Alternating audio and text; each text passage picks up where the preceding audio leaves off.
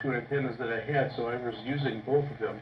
And I did purchase, small cheap antenna splitters, and I was able to plug that in into the antenna splitter, and then I was able to hook up two radios to that. And that definitely worked out good. Again, I was at that time still using the 3.5 millimeter plug, and that is a common antenna jack on most radios. I use it on my C Crane Skywave SSB2, and using it on the Grundig and my Radio Shack DX394 at the time. So the antenna splitters do work. You're definitely going to lose a little bit in that transmission and in the split, but I really didn't find it all that noticeable in my setup here. Now again, I'm pretty close to my antennas. I don't have my antennas 100 yards away or anything like that. I'm very close. I'm within 15 or 20 feet at the most.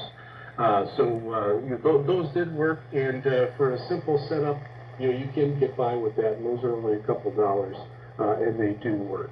But again, you're going to have some plugging and unplugging of these jacks to be able to change the antennas out. So, which again, for right now, this does work okay for me. I do have the jacks that are coming out of my antennas. I have them labeled so I know which radio is which, and then I have my two antennas labeled on the wire, so I can quick at a glance, look at it, see which one it is, and plug it in, and I'm ready to go. I don't have any problems with the connections. The connections have held up really well. But again, just to neaten things up a little bit, I think the switch will definitely help. I have a really small radio desk here that's very full with my three big radios here, but I do have room where this will definitely give me more room on my desktop, because right now that's where all these jacks are laying right on top of the desk, so I can switch them over easily. But the switch, I do have like a computer tray that comes out of my desk on here on the bottom where I can put a laptop and a mouse and that type of thing, and I use that as a drawer, and I can definitely put a switch there and make that work. So I'd be able to just flip a switch, flip between a radio and an antenna, and make it a little bit easier.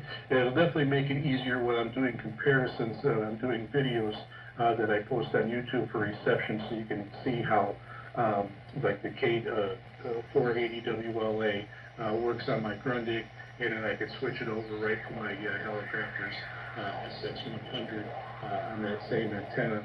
And you can see how the difference in reception works between those two radios.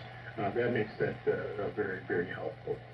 So and so right now I got to unplug the jack and then plug it in. It doesn't take a ton of time, but it will clean things up and make it a little bit easier. So that's my thoughts right now.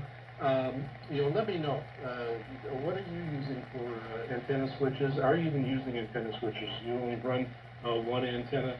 The antenna is a really big, important part of the shortwave, and you really need one to get serious on getting some other stations and bringing in some of these far away broadcasts.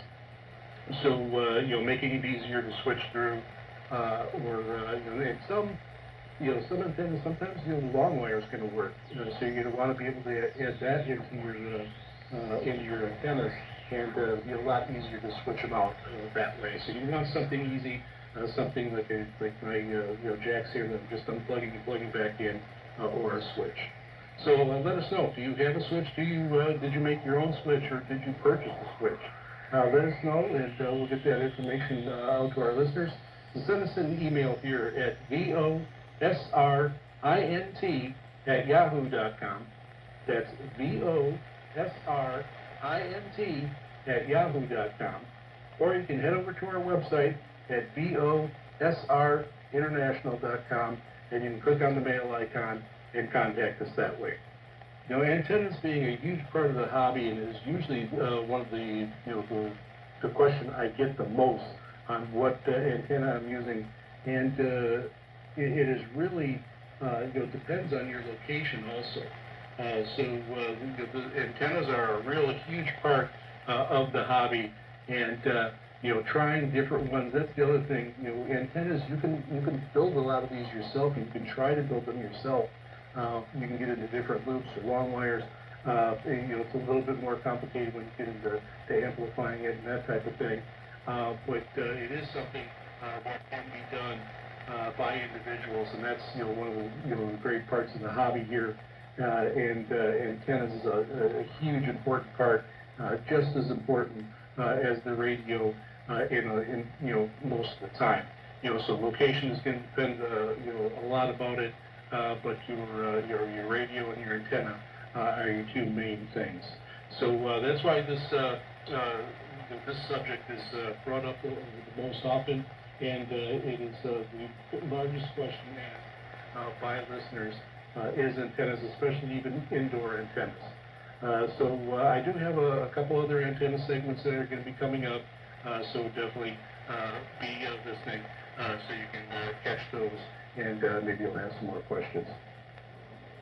And that concludes our broadcast. Be sure to catch our broadcast every Saturday at 0300 UTC on 9455 kilohertz, and also on Saturdays at 2300 UTC on 15770 kilohertz, transmitted by WRMI Radio Miami International from Okeechobee, Florida.